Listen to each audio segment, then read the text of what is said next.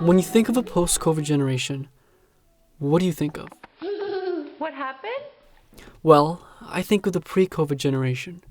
Exactly what you see here. Come here and hide. I think of me running around as a kid, building with my Legos, and constantly bothering my friends. This shot's still on. This guy said, let's You leave just this. focus with this tip right here. Now imagine if they could see us now. A bunch of wannabes glued to our phones who just graduated from wearing masks to now paying student loans. The last 4 years have felt like a lifetime, one that feels like it was forced upon each of us, while the 14 before that feels like something totally different. Yo, what up? It's your boy. Touchdown. He broke it down. When I watch these videos, it's like I'm watching a different life, a life that I only know through the videos you're watching now, a life of the pre-COVID generation, a life before change, a life of innocence, a life of simplicity, something that I can't imagine now as the post-COVID generation.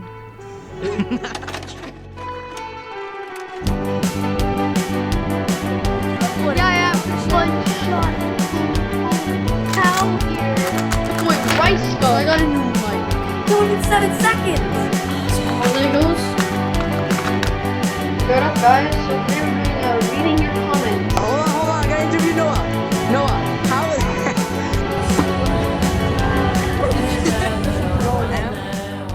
When you're a kid, it's almost like you're in a permanent state of coasting through life. You do something bad, well, your consequence is a little lecture from your parents, and the next thing you know, you're back outside playing with your friends. You don't have responsibilities. And without responsibilities, it's almost like you're driving without using a steering wheel. All you have to do is press the gas and you're on the right path.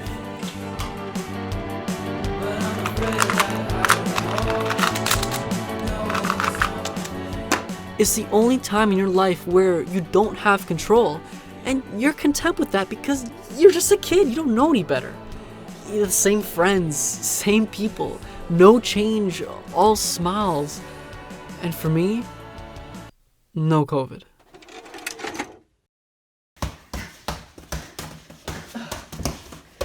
Yeah, that's me. With boxing gloves getting my ass beat. Yet that isn't even the worst part of the video. I mean, do you see this hair? Oh my goodness. This was fresh off the extended March break back in 2020. Which I remember being thrilled about. You're telling me I get 2 weeks on top of the week I already have of break from school? That's like the best thing I ever heard. There's so much I could do at that time. Go with my friends, hang out with everybody. That's like the best thing I ever heard. Oh my. The coronavirus pandemic spreads. Heightened states of emergency across the nation. Soars above 3. I just want 75 million people across the United States. Unprecedented measures to keep people safe. 2.25 million Americans filed for their first week of Illinois and Connecticut will all soon be under orders to stay home. Increasing numbers of people in employment in that so-called containment zone. Yeah, well, now we're doing online school. Barbers are closed, forcing me to grow out my hair. And now I have to do my new drama project about the legendary boxer Muhammad Ali and his fight, The Rumble in the Jungle. His opponent, George Foreman, who's played by David, and I'm Muhammad Ali. So you've got sucker, come on. Wild left hand, vicious hook.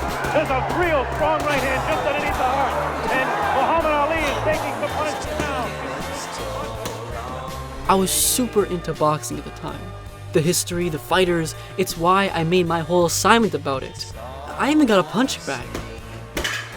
You see, I'm a type of person who hates being bored, and when the government is literally telling you not to leave your house, you can imagine how that's not just hard for me, but for everyone. See that?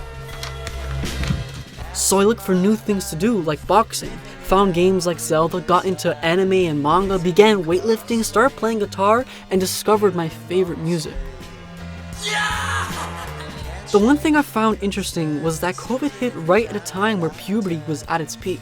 I was 14 or 15, losing my innocence in a world where millions of deaths were being covered every day by the news.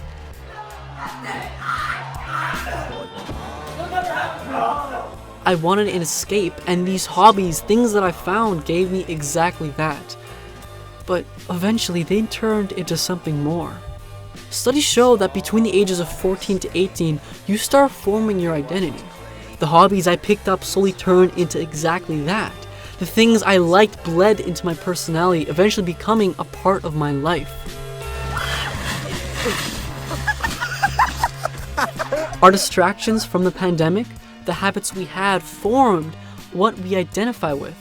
Most commonly were the simple pleasures. TikTok, Instagram, constantly scrolling, easy to access distractions. Simple pleasures which turned into our influence. It was like the actual world wasn't real. I didn't know what to believe in or what to do. I lost my innocence in a time where everything felt temporary. Temporary masks, temporary restrictions, nothing was real. The only evidence of a normal life in this state of mind was through my phone. And we had nothing else to latch onto except those things. And we got used to it.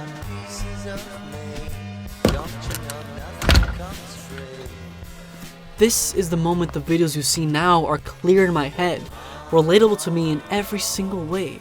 This is what I identify with myself.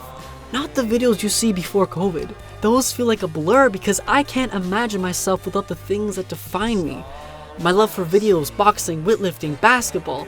That's what makes these two people different. It's not that one lived through a virus and one didn't. It's that one found what they identify with because of a virus, and the other just kept coasting. The pandemic shaped our identities, but most importantly, made us aware of where we were headed. Students and parents can mark their calendars as the province has officially confirmed kids will be back in class on January 17th. The announcement comes amid 4 vaccines and hundreds of masks later. Everyone who is scrolling through TikTok till the end of quarantine puts their phones down. And this trance-like state of the most important period in our lives, spent shaping our identities through our screens, comes to an end. Nothing's gonna change my world. And just like that, we're back in reality, finding ourselves in the tail end of high school without even experiencing a full semester. Everything feels new, because nothing can be the same again. New identities, no longer the same people, new people. Post-COVID.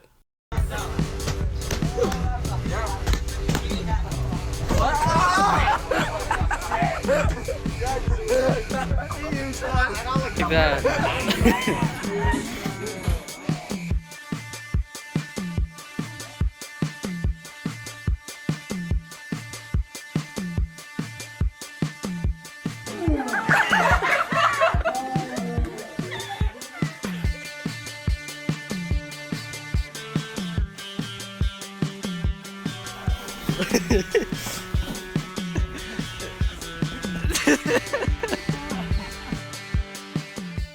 It was like grade 9 all over again.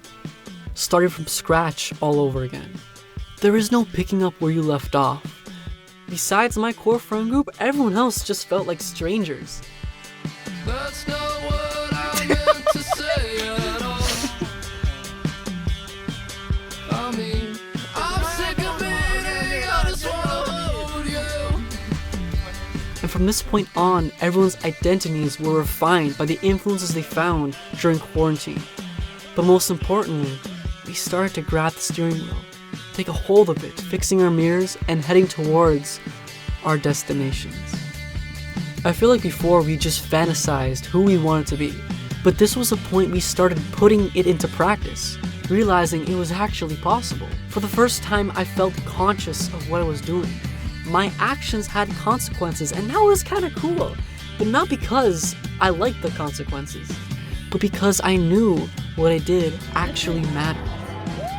As funny as this was and still is, it felt forced. It was like we had the pressure to catch up with the previous generations because we spent so long quarantined that we almost forgot how to live. And as cool as being in control was, that shit was still scary. The only way to cope is to double down on our identities. I went all into playing guitar, making videos, same with everyone else, even the bad, especially the bad.